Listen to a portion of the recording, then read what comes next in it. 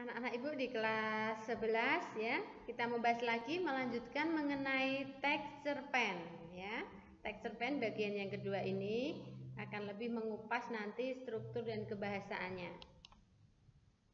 Kita ulang sebentar mengenai pengertian cerpen, yaitu cerita pendek kurang dari 10.000 kata ya, yang memberikan kesan tunggal pada satu tokoh dan satu situasi yang habis dibaca dalam sekali duduk. Jadi kalian sekali membaca langsung mengetahui endingnya ya, atau akhir cerita. Jenis cerpen ada cerpen mini, yaitu cerpen yang penyajian ceritanya singkat, disebut short story ya, jumlah kata 500 sampai dengan 1000 kata. Kedua, ada cerpen ideal yang mempunyai panjang cerita sedang, disebut dengan middle short story ya, jumlah kata antara 3000 sampai 4000 kata. Selanjutnya ada cerpen panjang yang punya cerita cukup panjang atau disebut dia panjang juga ya, long short story ya, jumlah kata 4000 sampai dengan 10.000 kata. Unsur pembangun dalam cerpen ya, ada unsur intrinsik dan ekstrinsik. Untuk unsur intrinsik meliputi tema ya. Tema bisa kalian baca sendiri ya, yang menjiwai keseluruhan cerita ya. Alur atau plot, ada alur maju, progresif, alur mundur atau sorot balik, dan alur campuran. Latar meliputi latar tempat, latar waktu, latar suasana, dan latar sosial budaya. Sedangkan tokoh dan penokohan ya, tokoh itu orang atau pelaku, ada protagonis, antagonis, tritagonis ya. Penokohan itu sifat atau wataknya. Sudut pandang meliputi orang pertama, ketiga, dan campuran ya. Kalian bisa baca sendiri. Orang pertama contohnya aku, hamba, beta, saya.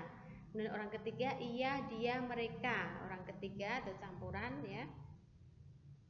Orang campuran yaitu pertama dan ketiga ya, yang disebut campuran. Amanat adalah pesan yang ingin disampaikan kepada pembaca ya.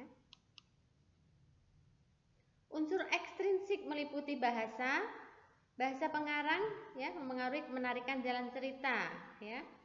Kemudian ada latar belakang pengarang, terdiri dari biografi pengarang, psikologis, pendidikan, asal daerah, paham atau aliran sastra. Dan ketiga adalah nilai-nilai dalam sastra, meliputi nilai moral, religius, sosial, budaya, dan politik. Struktur cerpen meliputi pengenalan situasi cerita ya, exposition ya, pada awal itu, munculnya pada awal. Kedua, pengungkapan peristiwa atau complication ya, ini mulai muncul permasalahan, pertentangan ya. Ketiga, menuju konflik atau raising action ya, terjadi peningkatan masalah. Keempat adalah puncak konflik ya, disebut klimaks atau permasalahan di sini sudah benar-benar meledak ya, terjadi permasalahan yang luar biasa. Yang kelima adalah penyelesaian atau ending, disebut juga dengan koda. Ini bagian akhir dalam sebuah cerita. Penyelesaian masalahnya nanti bagaimana kalian ketahui lewat struktur penyelesaian. Kebahasaan dalam cerpen bisa kalian amati sendiri ya nak ya. Keterangan waktu ya. Kemudian ada verba aksi dan ada juga dialog ya. Dialog berarti kutipan dialog ya. Selanjutnya tugas yang harus kalian kerjakan adalah kalian menyusun atau menulis atau mencari cerpen juga bisa ya nak ya, dengan tema bebas. Kemudian kalian menganalisisnya berdasarkan strukturnya, unsur intrinsik dan ekstrinsik, dan kebahasaannya. Sampai sini Ibu cukupkan sekian mengenai pembelajaran bahasa Indonesia dengan materi teks cerpen. Sekian dan terima kasih.